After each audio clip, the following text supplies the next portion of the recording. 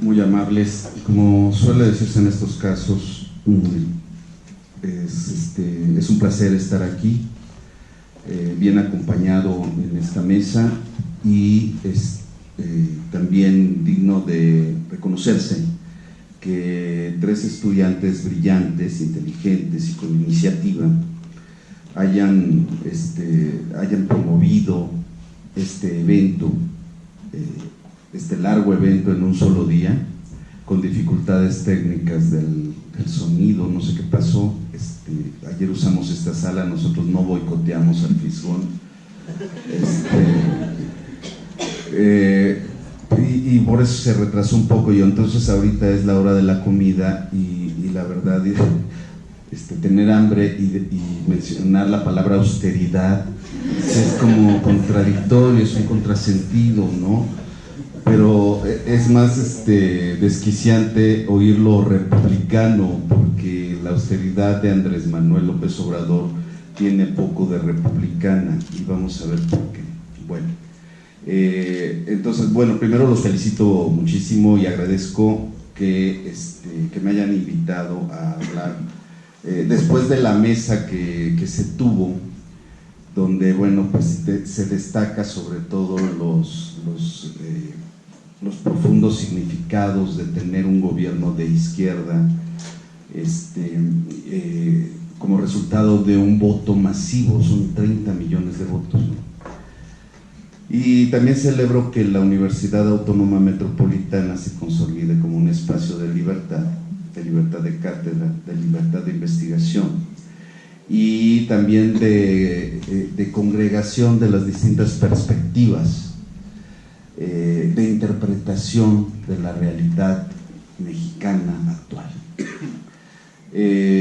Supuse, no pude venir a escuchar la mesa anterior porque tuvimos una reunión de consejo académico en que se presentaron las tres propuestas. Vamos a tener directora de división a partir del próximo 5 de julio, en que es designada. Entonces yo soy consejero y pues no puedo estar en los dos sitios al mismo tiempo, y lamentablemente me perdí esa interesante mesa. Me hubiera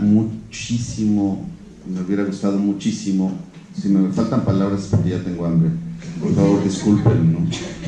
Escucharlos, pero yo simplemente, bueno, yo no hablo de parte ni de la izquierda, ni de la derecha, ni del centro izquierda, ni de Morena, ni del PRD, del PRI no sé si tenga voz, ya no lo encuentro por ningún lado.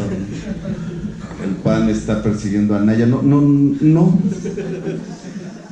Y es que me acordé de la conferencia de Max Weber en 1921, que de pronto se estudia incluso como un texto académico, cuando pues es una declaración política de defensa de la universidad respecto de ya las ideas que van nutriendo desde la universidad y desde distintos ámbitos y sectores lo que después se consolidó como el nacionalsocialismo. Entonces Weber, que era políticamente un liberal, sin embargo estaba comprometido con la ciencia, especialmente con la ciencia económica y con la sociología, y la universidad la quería preservar como ajena a las confrontaciones ideológico-políticas de carácter valorativo. Por eso es Weber muy celoso en que el deber de la universidad es hacer juicios de hecho, juicios descriptivos, y que la labor de la sociología es describir aunque sus conclusiones no gusten. Y en eso me parece que hay una afinidad muy secreta, muy importante con Marx, porque con Karl Marx, no sé si lo ubiquen. Antes se leía mucho, pero se leía con los ojos de Althusser y con los ojos de Martha Harnecker, que Dios la tenga en su gloria, porque acaba de fallecer, pero echó a perder muchas generaciones porque simplificó el marxismo al grado de la caricatura. No, aquí se leía, aquí, bueno, en otros salones, pero sí se leía Martha Harnecker. Sí, había colegas de Martha Harnecker, no voy a decir nombres porque creo que todavía dan clases, pero tergiversaron a Marx, y Marx reivindicaba precisamente lo mismo que Weber, que la crítica sea tan radical que no se detengan de sus propias conclusiones, porque crítica no es hablar mal de un sistema, es el complot. No que ya tengo miedo, ¿no? Porque no nos vayan a operar los recortes y vaya a empezar con la luz, con los cables, con el teléfono. Entonces hay que decirlo todo rapidito antes de que venga el recorte. No nos vaya a pasar como las canciones, como Iner, ¿no? Bueno, fuera que solamente fueran las canciones de rock pesado, bueno, es que Ortiz Lerux tiene una historia larga y densa y pesada en la militancia, no crean que llegó a la ciencia nada más así, y por eso extraña el rock pesado, ¿no? Pero su intolerancia frente a Maluma a mí sí realmente me pone los pelos de punta de ese republicanismo tan parcial en los gustos musicales al menos, ¿no? A mí sí me gusta Maluma y me gusta más cuando canta Felices los Cuatro. Pero en todo caso, yo quiero reivindicar el papel de las ciencias sociales en esta coyuntura, porque los ánimos están muy caldeados. Entonces, de manera natural se divide la opinión entre defensores y detractores, y de pronto se polariza, como bien dice Ortiz Lerux, yo estoy de acuerdo, las opiniones como si fuera eso, como si estuviéramos en la arena pública, ¿no? Y la verdad es que la universidad se puede dar el lujo de hacer análisis y de hacer crítica, porque yo decía, crítica no es hablar mal de alguien, crítica es analizar, pasar por el tribunal de la razón un conjunto de fenómenos para hallar su fundamento y su racionalidad. Entonces yo reivindico este espacio, la universidad, como un espacio donde se puede discrepar de la opinión dominante dando razones. Es un espacio predominantemente de razón. Por eso es que comparto el juicio de Weber en la separación entre el político, como el que no solo tiene permiso de hacer juicios de valor, sino que está obligado a hacerlos en la palestra y defender una posición determinada de carácter ético-político. Porque si faltara a esto, faltaría como político. En cambio, el científico se esfuerza, desde un escepticismo radical, poner distancia respecto de los fenómenos, especialmente esos fenómenos que son los fenómenos políticos, que sí afectan a la población, afectan a la sociedad y la determinan de hecho.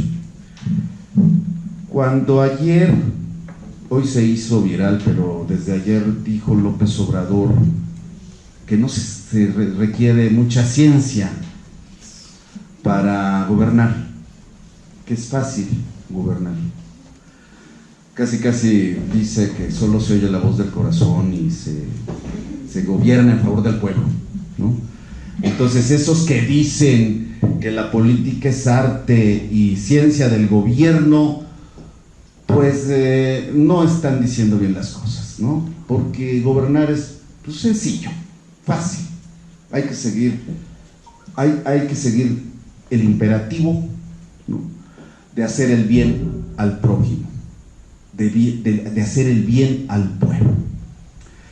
Se me pusieron los pelos de punta porque no vaya a creer que cuando se estudia ciencia política o economía o cualquier ciencia social, antropología, psicología social, todo lo que quieran, no vaya a creer que esto pues no tiene mucho chiste y mejor cerramos estas carreras y estas licenciaturas, porque a final de cuentas es algo muy fácil gobernar y hay que lanzarse a la militancia y no se tiene que aprender a hacer políticas públicas, porque la cuestión del Estado es muy simple y muy sencilla. Entonces, si de por sí ya la espada de Damocles pende sobre nosotros con la cuestión presupuestal y con la cuestión de los impuestos sobre los ingresos de becas, sin reconocer que esos ingresos puedan formar parte del salario, puede estar amenazando con que no son necesarias las ciencias sociales, porque pues siguiendo el corazoncito de uno, el buen corazón, se puede gobernar con la moral cristiana del bien al pauper, al pobre, y entonces todo se resuelve con intuición. Afortunadamente nos podemos defender y decir que las ciencias sociales, o específicamente la ciencia política, no es que se estudie la ciencia de gobernar, ¿no? Bien, se establece desde un principio que la política, en el sentido primario de Maquiavelo, que viene a complementar el sentido aristotélico de política, en el sentido maquiaveliano es el arte, es renacentista, el arte de gobernar a los pueblos, es decir, se aplica una serie de técnicas y se gobiernan los pueblos, pero Maquiavelo mismo es un republicano, en el sentido de que el poder se usa para hacer crecer las virtudes públicas republicanas que están directamente vinculadas con la libertad, entendiéndola en un sentido público, pero también en un sentido individual, de hacerse cargo de su propia vida responsablemente. Este es el sentido renacentista de libertad que reivindica Maquiavelo, y él dice, efectivamente, la política es el arte de gobernar a los pueblos. ¿Cuándo nace la ciencia política? Porque el gobernar no es científico estrictamente, pero sí es científico el estudio de la política, y eso es lo que hacemos en la universidad. Independientemente de que a veces algunos han brincado a la palestra pública y han ejercido el poder de manera directa, independientemente de eso, es un objeto de estudio que hay que investigar, hay que dar cuenta, hay que dar razones. Y entonces, en esta ocasión, yo me pongo del lado de las ciencias sociales, del lado de la universidad, reivindico la autonomía de la universidad, y entonces desde esa posición digo, bueno, vamos a hacer una interpretación de lo que está pasando aquí a un año del 1 de julio, que es el tema que nos convoca en esta ocasión. ¿Qué está pasando aquí? Esto visto no desde la izquierda, no desde la derecha, sino desde las categorías propias de las ciencias sociales. Y tenemos entonces tres aspectos que rescatar, que son mis propuestas para esta ponencia. El primero es que hay aspectos de los fenómenos políticos actuales de la escena pública mexicana que se relacionan con lo que Cosío Villegas llamó el estilo personal de gobernar. El estilo personal de gobernar. Indudablemente aquí hay cambios notables entre Zedillo, Fox, Calderón, Peña Nieto, ¿no? Sobre todo Peña Nieto, tiene un estilo peculiar, muy dado a los memes, y Andrés Manuel López Obrador. Ahora, todavía no tenemos bien claro el estilo personal de gobernar, porque críticamente él sigue en campaña. Una campaña centrada en su persona, en un indudable culto a la personalidad, independientemente de que esto sea eficaz para el Estado y para la sociedad. Es decir, hay un narcisismo exacerbado que se manifiesta en diseñar una reunión de gabinete a las 5 de la mañana y una rueda de prensa diaria, esté donde esté, diaria a las 7 de la mañana. Él es el centro, tiene a su gabinete ni siquiera en una tablita, en un presidium, que sería así como el Politburó, la nomenclatura soviética, porque ya tienen más de 70 años todos. Y pues, en algún lugar, no, es la parafernalia realmente, en términos de interpretación de la imagen, es grotesca para el gabinete. A mí, la verdad, no me han ofrecido, pero tampoco aceptaría, porque además pues ganaría lo mismo que en la UAM. Entonces pues, eso de levantarte tan temprano todos los días y llegar temprano porque si no te regaña el jefe, me parecería enormemente vergonzoso. Pero me parece una puesta en escena muy, muy denigrante para el gabinete, que los tenga ahí sentaditos. Primero los tenía parados, pero se iba a desmayar Olga Sánchez Cordero, ¿no? Y luego Gers Manero, que tiene más de 80 años, ¿no? ¿Cómo lo ponen a perseguir delincuentes cuando ya pasaron sus mejores años? Y entonces haces el recuento de los años y sí te salen los 10,000 años de donde salió México. O sea, ya se está equivocando tipo Peña Nieto. Se está equivocando. México existía hace 10,000 años antes de los egipcios, ¿no? No es cierto. Y las toneladas de basura, o sea, las 30,000 toneladas de basura no son 330,000 toneladas de basura. Ayer no le salían antier con el sargazo y eso. no le salían las cuentas. Y pedirle al rey de España que pida perdón, es así, dices, se está malpasando. O pasaron ya sus mejores años. Hay que aceptar que la condición biológica puede ser un factor político en ciertas condiciones. Algo raro está pasando si abordamos el entendimiento de esto desde el punto de vista del estilo personal de gobernar. Pero eso yo lo interpreto como un síntoma, no de él, su desgaste o su falta de capacidad personal, no. Yo lo ubico como un síntoma social, como algo que te está diciendo algo que está pasando a nivel de la sociedad y del Estado. ¿Por qué? Porque estos rituales no han absolutamente impactado los grandes centros de preocupación nacional, los grandes problemas nacionales, que son la violencia, la impunidad, la corrupción ciertamente, pero el problema de fondo no es la corrupción. El problema de fondo tampoco es la impunidad, ni haber gastado mucho en un avión. El problema de fondo es la reestructuración global del capital, frente a la cual no han podido revertir ni los gobiernos de izquierda en América Latina, que es nuestro referente más inmediato para hacer una interpretación con más elementos, es decir, con elementos estructurales o sistémicos que rebasen la cuestión individual de un sujeto, de una persona que está ocupando un puesto de autoridad. ¿Me avisas cuando me quedan 30 minutos? No, 5 minutos. ¿Me cedes tus minutos?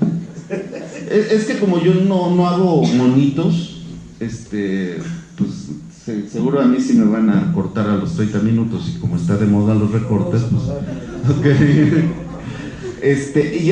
Y entonces está esta cuestión profunda, y ahí sí es cuando el asunto ya no es suficiente con criticar el estilo personal de López Obrador, y va el asunto. ¿Qué gobierno de izquierda llega con la guillotina presupuestal y despide efectivamente a 200,000, bueno, son 196,000 trabajadores en el aparato estatal?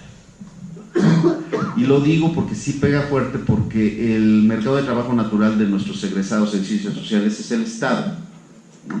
Y entonces varios de ellos acababan de entrar y van para afuera, y algunos de ellos votaron por López Obrador y fueron de izquierda, y entonces se convirtieron también en propagandistas cotidianos en la familia, se conflictuaron en las redes sociales, le metaron la madre a más de un panista, etcétera, y de repente viene el despido injustificado, ilegal además en algunos casos, con pretexto de la austeridad republicana, dado a conocer mediante un memorándum, porque el presupuesto ya estaba aprobado por la legislatura. Fue un presupuesto que para este año propuso Peña Nieto, pero la fracción de Morena, que era mayoritaria, lo aprobaron tal cual. Y entonces viene un memorándum, un alcance, un memorándum. O sea, imagínense la informalidad y la falta de fundamentación jurídica de un memorándum que dice el presidente, es para hacerle el meme de esa niñita que dice: ¿qué dice mi mamá? Que van a recortar personal de confianza. Por eso el SAT, por ejemplo, está tan ineficiente, porque recortaron a varios contadores de confianza que sacaban todas las declaraciones y tenían perfectamente detectados lo que ahora es primera plana el día de hoy, ¿no? Los que venden facturas, los falsificadores de facturas. Esto cualquier empleado lo sabía, había que tomar la decisión política. ¿Y qué se va a hacer? Bueno, con el avión no alcanza. Con el avión no alcanza. ¿Se dan cuenta? ¿Se dan cuenta? ¿Cuánto costó el avión? 220 millones de dólares. 220,000, no, a ver, espérenme, porque ya estoy igual que Peña Nieto, porque este ya lo tengo anotado. Sí, el Boeing 787-8 costó 218 millones de dólares. 218 millones de dólares. Pasa como con los coches. Cuando lo compras nuevo, pues te cuesta algo. Ya lo sacas de la agencia a la calle, en este caso al aire, y ya se devaluó. Entonces solamente va a recuperar, todavía no lo ha vendido y se paga estacionamiento. Se paga más caro que en Galerías Guapa. Se paga estacionamiento por tenerlo allá en Estados Unidos a la venta. Ajá. Pero son 220 millones de dólares. La falta de dimensiones de un presupuesto estatal, ahí les va. O sea, fíjense que el Producto Interno Bruto del país por año es de 120,000 millones de dólares. 120,000 millones de dólares. Con la iniciativa Mérida, Estados Unidos ayudó, ¿no?, primero con 500,000 dólares. Ni 1,000 millones de dólares dio Estados Unidos para la iniciativa Mérida. Es un mecanismo imperial de control, por supuesto, etcétera, ¿no? Pero con el avión, perdón, eso es simbólico. No tiene nada que ver con la transferencia de recursos. No tiene nada que ver con ninguna austeridad. Pero el problema, el tema de la austeridad es un tema teológico, ideológico, simbólico, pero en términos de la complejidad de un Estado es fatal, porque, sí hay que decirlo, o sea, Andrés Manuel López Obrador, que estudió en la Facultad de Ciencias Políticas, tiene una visión primitiva del ejercicio del poder político, y esto se manifiesta de una manera grotesca cuando efectivamente no le salen las cuentas, y lo peor es que lo que está invirtiendo en apoyos a las becas, a los pobres, etcétera, no incide en los factores que profundamente están produciendo la situación lacerante de violencia, de desgarramiento de la trama social y del vínculo social. Esto él no lo creó, por supuesto. La situación, el diagnóstico es muy claro. Ajá. El colapso del Estado ya venía de las administraciones anteriores. Y el costo, el síntoma y la enfermedad tiene que ver con la violencia, pero la violencia no se detiene con programas que van a tener su efecto, en el mejor de los casos, dentro de 15 años. Ajá. Evidentemente, la violencia sigue progresivamente creciendo. 2017 fue el año más violento que se registrara hasta 2017. ¿Y qué creen? 2018 es el más violento de toda la historia, y lo que va del 19 es lo más violento que se ha registrado en la historia, en los 10,000 años de historia que tiene este país. 2019 registra, y fue lo que le dijo Jorge Ramos, registra una tasa superior de homicidios dolosos. Ajá. No se ha hecho nada, ni un rasguño a la estructura de los cárteles, y no se ha hecho porque no es solo un problema policíaco, es un problema de la economía. Y aquí vamos justamente a lo que yo quería decir. Una cosa es el estilo personal de gobernar, sí, otra cosa es la falta de capacidad de hacer un ejercicio racional del Estado, del ejercicio de gobernar. Ustedes saben que hay subejercicio, es decir, sí hay dinero, pero no se sabe cómo aplicarlo, es decir, no se sabe diseñar las políticas públicas y no gastar por gastar, invertir en la cosa pública, que esa es la labor de un Estado racional, para que eso potencie el bienestar general, no el bien común. Iba a decir el bien común, pero es bien teológico eso, ¿no? Y el bien común es lo que define el gobernante. Y no quiero parecer Bellas Artes y la luz del mundo, porque son los aliados de López Obrador a través del PES, ¿no? Entonces, recortar por recortar para ahorrar es no saber gobernar, porque el ejercicio de gobernar, perdón, pero no es intuitivo. Se requiere un aparato estatal racional para saber cómo se diseña una política pública y cómo se invierte en el bien público del Estado, aunque económicamente salgas en pérdidas, pero estás invirtiendo en un bien público del Estado que potencie las bases económicas precisamente de la existencia del Estado. Y a eso me refiero. La violencia es el síntoma más lacerante, desgraciadamente, de que algo apesta en Dinamarca, que algo está mal en el nivel de de la imbricación compleja entre la economía formal y la economía criminal. Y esto es precisamente lo que me parece que está en la base del desastre nacional en términos de violencia y de falta de leyes. Si un sentido de la República, como nos ha recordado Sergio, es imperio de la ley, pues efectivamente aquí no hay república. Y la reforma que verdaderamente urgía era la reforma de las leyes, porque con una ley, un Estado bien ordenado, un Estado como orden de leyes, efectivamente la moral no es que salga sobrando, pero se tiene que constreñir a lo que jurídicamente rige. Y esto es lo que le urge al país, porque si se reestructura o se estructura por primera vez el Estado de Derecho para sustituir a la cultura política del clientelismo, a la cultura política del corporativismo, a la cultura política de Morena como nuevo PRI, como, sí saben qué significa 4T, ¿no?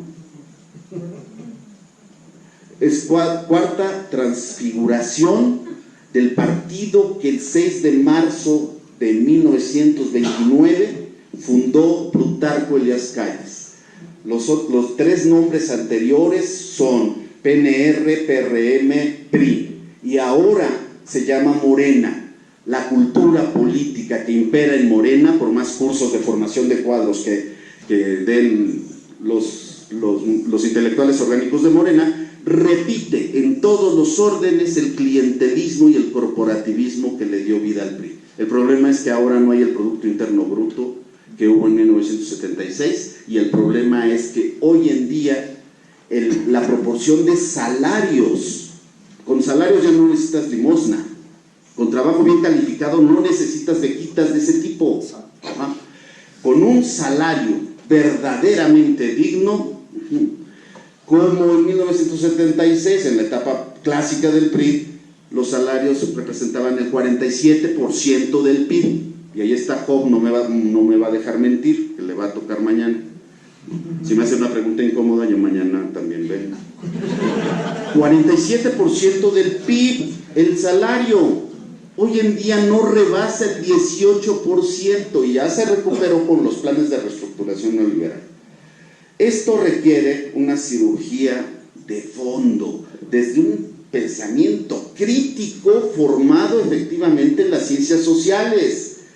Desperdiciamos científicos cuando se van a engrosar las filas de la burocracia para aplicar los mismos principios del PRI. Muchas gracias.